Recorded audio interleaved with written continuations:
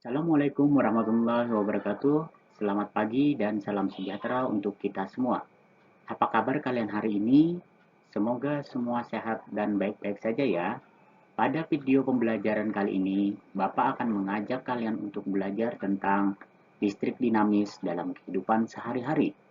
Agar kita semua dimudahkan dalam belajar dan memahami pelajaran, marilah kita berdoa menurut agama dan kepercayaan kita masing-masing. Berdoa dimulai.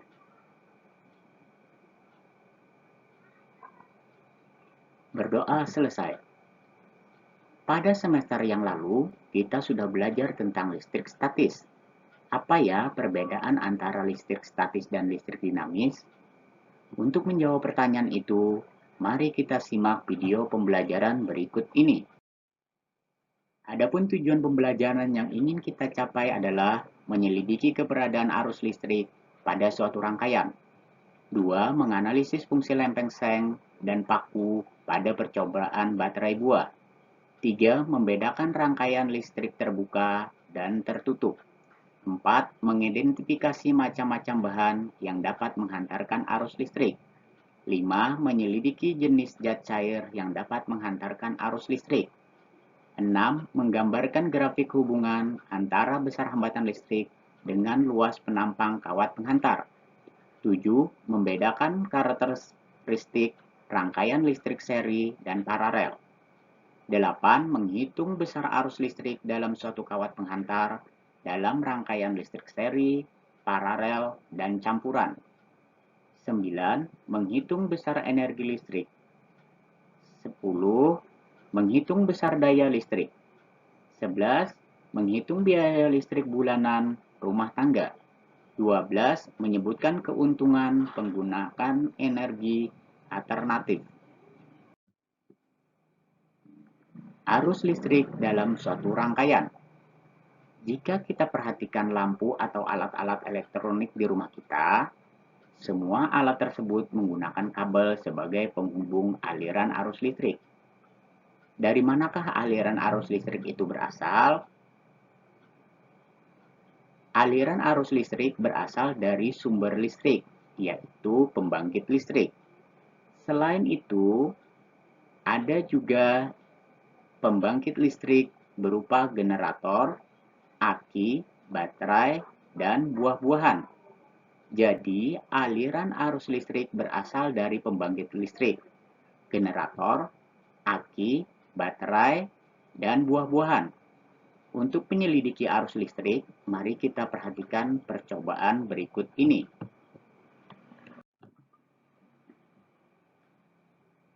Alat-alat dan bahan yang digunakan.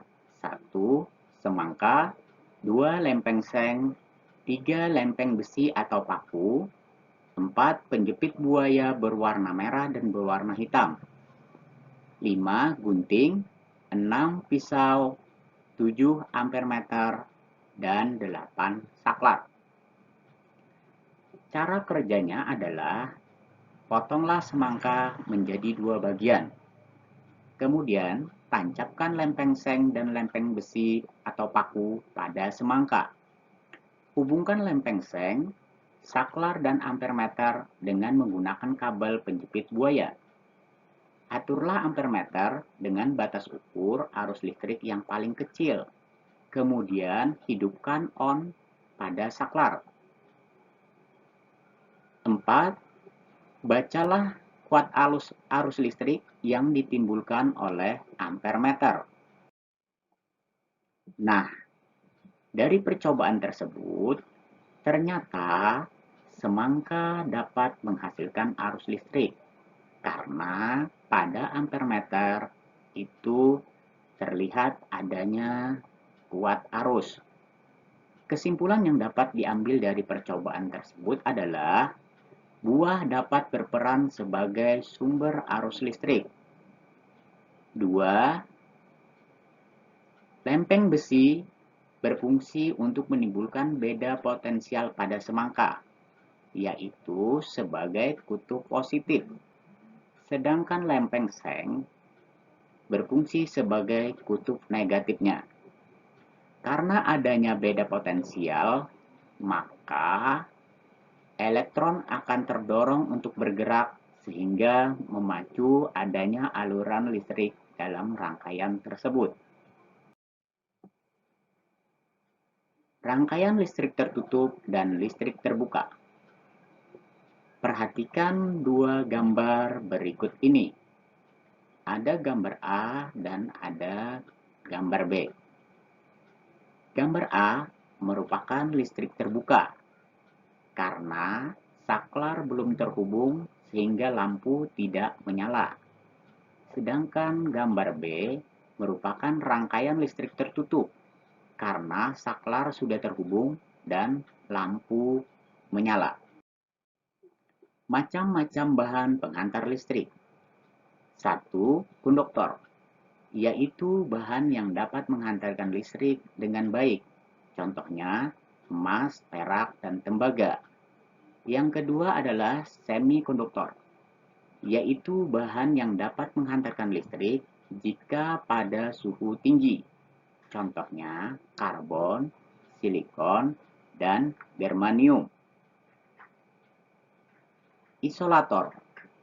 Isolator adalah bahan yang tidak dapat menghantarkan listrik. Contohnya, plastik dan karet. Jadi, bahan-bahan penghantar listrik ada 3 macam. Ada konduktor, ada semikonduktor, dan isolator. Anak-anak sekalian, adakah larutan yang dapat menghantarkan listrik? Saya mempunyai 2 larutan, yaitu larutan garam dan larutan gula. Pertanyaannya, larutan manakah yang dapat menghantarkan listrik? Ya, benar, jawaban kalian adalah garam. Larutan garam adalah larutan elektrolit. Larutan garam, NaCl, saat dilarutkan ke dalam air akan terionisasi menjadi ion Na+ dan Cl-. Sedangkan larutan gula adalah larutan non-elektrolit yang tidak dapat menghantarkan listrik. Anak-anak sekalian, perhatikanlah hasil percobaan hubungan antara panjang kawat, luas penampang kawat, dan hambatan berikut ini. Ada 2 jenis kawat, yaitu tembaga dan nikrom. Panjangnya ada yang 30 cm, ada yang 40 meter. Dengan diameter ada yang 0,5 mm dan 1 mm. Sedangkan luas penampang kawatnya ada yang 1,96 kali 10⁻⁻⁷, ada juga yang 7,85 kali 10⁻⁷ seperti pada tabel berikut. Yang A, tembaga, panjangnya 30 cm. Kemudian diameternya 0,5.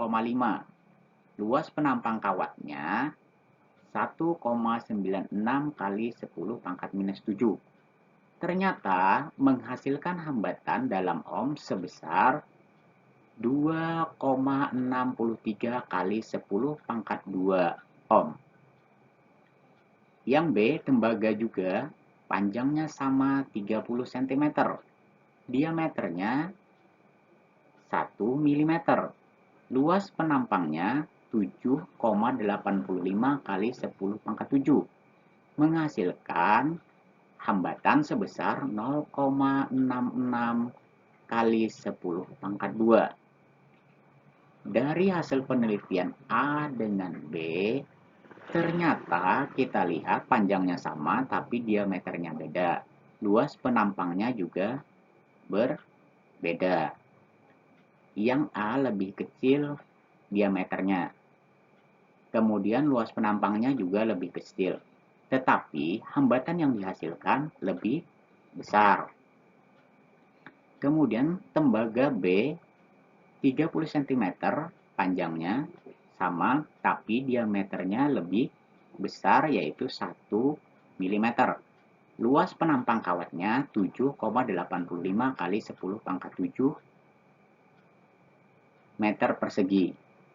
Menghasilkan hambatan sebesar 0,66 kali 10 pangkat minus 2. Dari percobaan tersebut, maka dapat disimpulkan, semakin panjang kawat penghantar, maka semakin besar pula nilai hambatannya. Semakin besar luas penampang, maka semakin kecil pula nilai hambatan yang dihasilkan. Ketiga, besar hambatan berbanding lurus dengan panjang kawat penghantar, tetapi berbanding terbalik dengan luas penampang. Gambar grafik hubungan antara besar hambatan listrik dengan panjang kawat dan luas penampang kawat penghantar. Gambar A merupakan gambar grafik hubungan antara besar hambatan listrik dengan panjang kawat penghantar listrik. Y adalah hambatan listrik dan X adalah panjang kawat. Semakin besar panjang kawat, maka semakin besar pula hambatan listriknya. Yang kedua adalah gambar grafik hubungan antara hambatan listrik dengan luas penampang kawat penghantar listrik. Yaitu Y-nya itu adalah hambatan listrik, X-nya adalah luas penampang kawat. Semakin besar luas penampang kawat atau kabel, maka semakin kecil nilai hambatannya. Nah, hambatan dapat dirumuskan sebagai berikut. R sama dengan Pro dikali L dibagi A. Keterangannya adalah R itu adalah hambatan listrik, satuannya ohm. Pro adalah hambatan jenis kawat, satuannya ohm meter. Kemudian L adalah panjang kawat, satuannya meter. Dan luas penampang kawat atau kabel, satuannya meter persegi. Anak-anak sekalian, marilah kita mengerjakan contoh soal berikut. Hambatan jenis logam platina adalah 1,1 kali 10 pangkat minus 7 ohm meter. Berapakah hambatan listrik kawat platina yang panjangnya 5 meter dengan luas penampang 10 mm persegi? Untuk menjawab soal tersebut, kita tulis dulu diketahui. Diketahui Pro sama dengan 1,1 kali 10 pangkat minus 7 ohm meter. L sama dengan 5 meter. A sama dengan 10 mm persegi. Harus kita jadikan meter persegi. 10 mm persegi dibagi 1 juta sama dengan 0,0001 meter persegi. Hasil tersebut dapat kita tulis 1 kali 10 pangkat minus 5 meter persegi. Jadi 10 mm persegi sama dengan 1 kali 10 pangkat minus 5 meter persegi. Yang ditanyakan adalah R. Rumusnya R sama dengan Pro dikali L dibagi A. Kemudian dapat kita masukkan yang kita ketahui tadi ke dalam rumus yang sudah ada. R sama dengan 1,1 kali 10 pangkat minus 7 ohm meter dikali 5 meter dibagi 1 kali 10 pangkat minus 5 meter persegi. Persamaan ini dapat kita tulis R sama dengan 1,1 kali 10 pangkat minus 7 ohm meter kali 5 meter kali 1 kali 10 pangkat 5 meter persegi. Kemudian, bilangan tidak berpangkat kita kalikan sesama bilangan tidak berpangkat, yaitu 1,1 dikali 5 dikali 1. Hasilnya 5,5. Sedangkan bilangan berpangkat kita kalikan dengan bilangan berpangkat, yaitu 10 minus 7 kita kalikan dengan 10 pangkat 5. Maka hasilnya menjadi 10 pangkat minus 2. Maka R hasilnya adalah 5,5 kali 10 pangkat minus 2 ohm. Atau dapat kita tulis 0,055 ohm. Berikutnya lagi adalah yang akan kita pelajari yaitu rangkaian listrik. Rangkaian listrik ada 3 macam, yaitu rangkaian seri, rangkaian paralel, dan rangkaian campuran. Rangkaian seri adalah rangkaian yang disusun tidak bercabang, sedangkan rangkaian paralel adalah rangkaian listrik yang disusun bercabang. Yang ketiga yaitu rangkaian campuran. Rangkaian campuran merupakan perpaduan antara rangkaian seri dan rangkaian paralel. Mari kita perhatikan gambar berikut ini. Yang pertama itu adalah lampu yang dirangkai secara seri. Kemudian di sebelahnya adalah lampu yang dirangkai secara paralel. Kemudian di sebelahnya lagi ada gambar yaitu rangkaian seri dan paralel.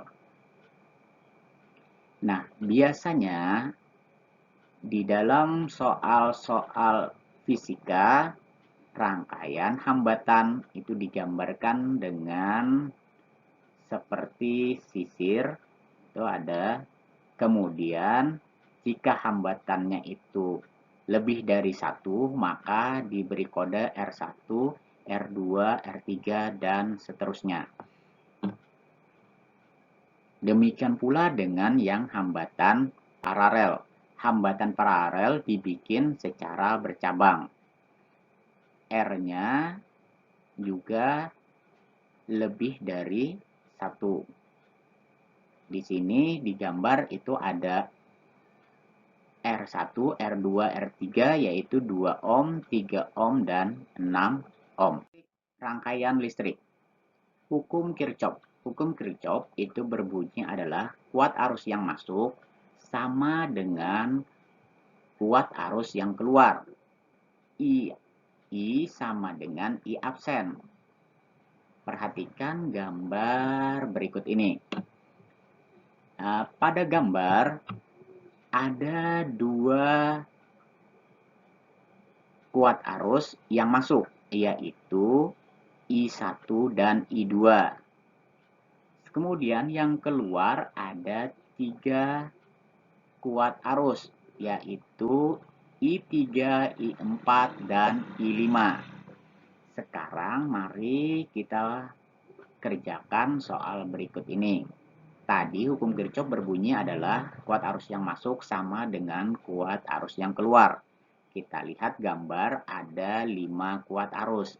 Kita ketahui I1 2 ampere, I2 8 ampere. Kemudian I3 2 ampere, I4-nya 3 ampere. Kemudian I5-nya belum diketahui. Kira-kira berapa ya? Mari kita kerjakan soal tersebut. Kita jawab, I masuk sama dengan I keluar. I masuknya tadi I1 tambah I2 sama dengan I keluar. I keluarnya I3, I4, dan I5. I1 ditambah I2 yaitu 2 ampere ditambah 8 ampere sama dengan 10 ampere. Kemudian I keluarnya I3 2 ampere, I4 3 ampere, dan I5-nya belum diketahui. I3 ditambah I4 sama dengan 5 ampere, ditambah dengan I5. Nah, yang masuk 10, yang keluar baru diketahui 5, sedangkan I5-nya belum diketahui. Kira-kira berapa ya supaya sama? Maka I5 adalah 5 ampere. 5 ampere ditambah 5 ampere sama dengan 10 ampere. Jadi I masuk dan I keluarnya sama besar. Perhitungan hambatan. Ada yang hambatan disusun seri, ada yang hambatan disusun paralel, ada pula hambatan yang disusun secara campuran. Yang pertama adalah hambatan seri, R1, R2, dan R3. Pada gambar, hambatannya ada 3. Maka, R seri biasa kita tulis dengan RS, sama dengan R1 ditambah R2 dan ditambah R3 ditambah titik-titik. Artinya seberapa banyak R-nya, hambatannya berapa banyak kita tambahkan saja ya, secara matematika biasa. Kemudian untuk yang paralel gambarnya yang di tengah, yaitu R1-nya 2 ohm, R2-nya 3 ohm, dan R3-nya 6 ohm. Nah, rumusnya adalah 1/R paralel sama dengan 1/R1 ditambah 1/R2 ditambah 1/R3 dan seterusnya. Berapa R yang ada di situ. Kemudian yang berikutnya adalah hambatan campuran. Karena dia hambatan campuran, maka biasanya kita sebut dengan R total. R total adalah hambatan serinya ditambah dengan hambatan paralelnya. Jadi 2 kali kerja, kerjakan dulu yang seri karena seri lebih mudah, kemudian ditambahkan dengan R paralel. Mari kita kerjakan lagi contoh soal berikut ini. Perhatikan gambar. Untuk menghitung rangkaian seri pada gambar tersebut, ada R1, R2, dan R3. Jika diketahui R1-nya 3 ohm, R2-nya 4 ohm, dan R3-nya 4 ohm, maka hitunglah berapakah besar hambatan serinya. Mari kita jawab. R seri sama dengan RS sama dengan R1 ditambah R2 ditambah R3. Jadi RS 3 ditambah 4 ditambah 4 sama dengan 11 ohm. Maka jawabannya adalah hambatan serinya adalah 11 ohm. Kemudian rangkaian paralel. Perhatikan gambar, ada 3 hambatan. R1-nya kita ketahui 2 ohm, R2-nya 3 ohm, R3-nya 6 ohm. Maka yang ditanya adalah hambatan paralelnya berapa? Kita jawab 1/Rp sama dengan 1/R1 ditambah 1/R2 ditambah 1/R3. 1/R1 sama dengan 1/2 ohm ditambah 1/3 ohm ditambah lagi 1/6 ohm.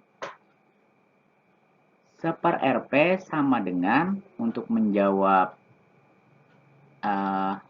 soal tersebut, maka penyebutnya harus kita samakan karena ini bilangan perperan. Nah, penyebutnya kita samakan menjadi 6 semua. Yang 1/2 kita jadikan 3/6. Yang 1/3 kita jadikan 2/6. Kemudian yang 1/6 tetap. Lalu kita jumlahkan. 3 tambah 2 tambah 1 sama dengan 7. Yang di bawah sama. Tetap kita tulis 6. Karena yang ditanya adalah Rp, maka 1/Rp tadi harus kita jadikan Rp. Untuk menjadikan Rp, hasil akhir tadi 7/6 kita balik menjadi 6/7 atau 6 dibagi 7. 6 dibagi 7 hasilnya adalah 0,86 ohm. Jadi anak-anak, besarnya R paralelnya adalah 0,86 ohm. Kemudian soal berikutnya yaitu rangkaian campuran. Di sini ada 2 rangkaian, yaitu rangkaian seri dan rangkaian paralel dijadikan menjadi 1.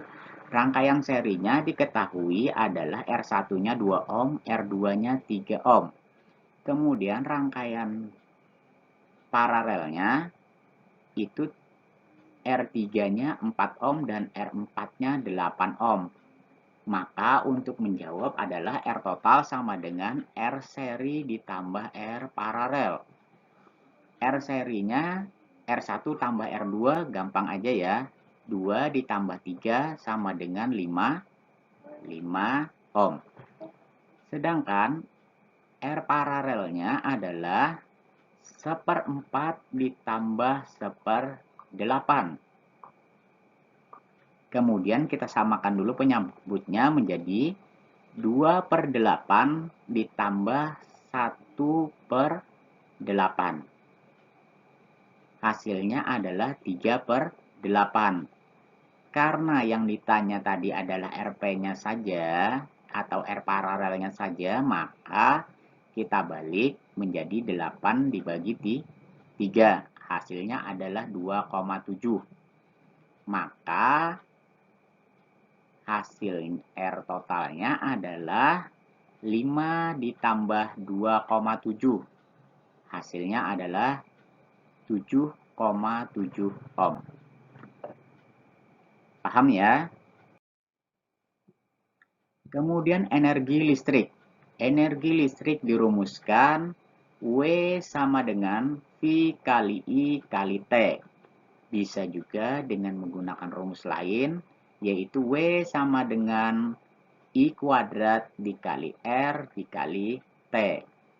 Atau bisa juga W sama dengan V pangkat 2 dikali T dibagi R. Nah, soal energi listrik ini nanti tergantung dari apa yang diketahui. Keterangannya adalah W adalah energi listrik, satuannya Joule. Kemudian V adalah tegangan atau beda potensial, satuannya volt atau disingkat V. Kemudian kuat arus, satuannya ampere, disingkat A. Kemudian R adalah hambatan atau ohm. Kemudian T adalah waktu, satuannya sekon. Contoh soalnya seperti ini. Sebuah lampu dengan hambatan 100 ohm dipasang pada suatu rangkaian listrik. Jika arus listrik yang melalui lampu sebesar 2 ampere, maka hitunglah energi listrik yang diserap oleh lampu selama 2 menit. Maka kita jawab, diketahui R-nya atau hambatannya sama dengan 100 ohm. Kemudian kuat arusnya 2 ampere. Kemudian waktunya adalah 2 menit. Nah, waktunya ini karena satuannya dalam sekon, maka kita rubah ke dalam sekon, yaitu 2 menit sama dengan 120 sekon. Kita jawab, yaitu W sama dengan I pangkat 2 kali R kali T. W-nya sama dengan 2 pangkat 2 ampere kali 100 ohm kali 120 sekon. Maka W-nya sama dengan 2 pangkat 2 sama dengan 4 dikalikan 100 dikalikan 120. Hasilnya 48.000 Joule. Gampang kan? Yang berikutnya lagi adalah daya listrik. Daya listrik dirumuskan sebagai berikut. P sama dengan W dibagi T. Ada juga rumus lain, P sama dengan V kali I. Bisa juga P sama dengan I kuadrat kali R. Bisa juga P sama dengan V kuadrat dibagi R. Keterangannya adalah P daya listrik, satuannya watt. Kemudian W yang tadi adalah energi listrik, satuannya Joule. V sama dengan tegangan atau beda potensial, satuannya volt. I kuat arus, satuannya ampere. R hambatan listrik, satuannya ohm. Dan T adalah waktu, satuannya sekon. Contoh soalnya sebagai berikut. Sebuah listrik bertegangan 5 volt mempunyai kuat arus 10 ampere. Hitunglah berapakah besar daya listriknya. Maka karena yang diketahui adalah beda potensial atau tegangan dan kuat arus, maka rumusnya yang kita masukkan adalah P sama dengan V kali I. P sama dengan 5 volt dikali 10 ampere. Hasilnya adalah 50 watt. Nah, sekarang mari kita mencoba menghitung berapakah kira-kira biaya pembayaran listrik tiap bulannya di rumah tangga atau di rumah kita masing-masing.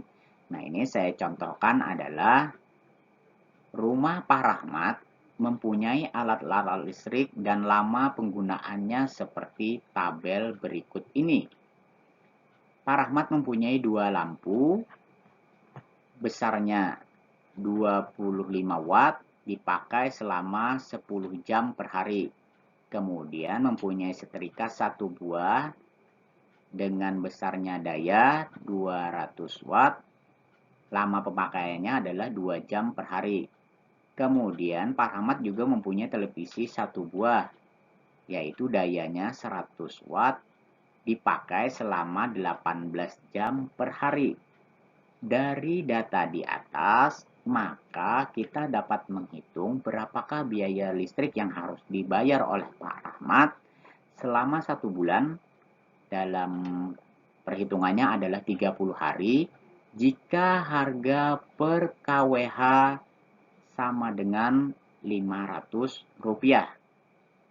Jadi, saya ulangi, Pak Rahmat mempunyai 2 buah lampu 5 watt, 25 watt, 10 jam per hari dipakainya. Kemudian setrika 1 buah 200 watt, 2 jam per hari digunakannya. Kemudian televisi 1 buah 100 watt kali 18 jam per hari penggunaannya. Jika harga per kWh-nya 500, berapakah biaya yang harus dibayar oleh Pak Rahmat selama 1 bulan 30, yaitu 30 hari? Menjawabnya yang lebih gampang kita gunakan tabel seperti yang saya bikin. Nama alat kita tulis dulu lampu, setrika, dan TV. Kemudian jumlahnya 2 lampu, setrika 1, TV 1. Dayanya 25 watt, 200 watt, dan 100 watt. Kemudian waktunya 10 jam, kemudian 2 jam, dan 18 jam. Nah, sekarang kita kalikan. Yang lampu 2 kali 25 kali 10 sama dengan 500 Wh. Yang untuk setrika 1 kali 200 watt kali 2 jam sama dengan 400 Wh. TV 1 dayanya 100, tinggal kita kalikan 1 kali 100 kali waktunya 18 jam. Hasilnya adalah 1800 Wh. Energi listrik yang digunakan itu kita jumlahkan. 500 ditambah 400 ditambah 1800 menjadi hasilnya adalah 2700 Wh. 2700 Wh. Karena yang harus dibayar oleh Pak Rahmat tadi dalam bentuk kWh, maka Wh ini kita rubah menjadi kWh dengan cara membagi 2700 Wh dibagi 1000 kWh. Hasilnya adalah 2,7 kWh. Maka biaya yang dapat atau yang harus dibayar oleh Pak Rahmat adalah 2,7 kWh kali Rp500 kali 30 hari. Jumlahnya yaitu Rp40.500. Jadi Pak Rahmat harus membayar biaya listriknya setiap bulan Jika dia mempunyai dua lampu 25 watt dipakai 10 jam, kemudian setrika 200 watt dipakai 2 jam, dan televisi 1 dengan daya 100 watt dipakai 18 jam, maka dia harus membayar Rp40.500 per bulannya. Anak-anak sekalian, pelajaran kita yang terakhir adalah keuntungan menggunakan energi alternatif, yaitu energi alternatif merupakan energi yang dapat diperbaharukan, yang mana sumber energinya tidak akan mengalami kelangkaan. Energi alternatif bersifat ramah lingkungan. Energi alternatif juga pasokannya berlimpah. Kemudian sumber energi alternatif ini di alam kita bisa peroleh secara gratis. Nah, itulah tadi keuntungan penggunaan energi alternatif. Demikianlah pembelajaran kita kali ini. Kesimpulannya adalah listrik dinamis adalah listrik yang bergerak atau listrik yang mengalir, yang sifatnya permanen. Demikianlah pembelajaran kita hari ini. Bapak harap kalian semangat belajar di rumah, jaga kesehatan, dan ikuti protokol kesehatan. Kerjakan tugas dengan sungguh-sungguh dan jangan menunda-nunda.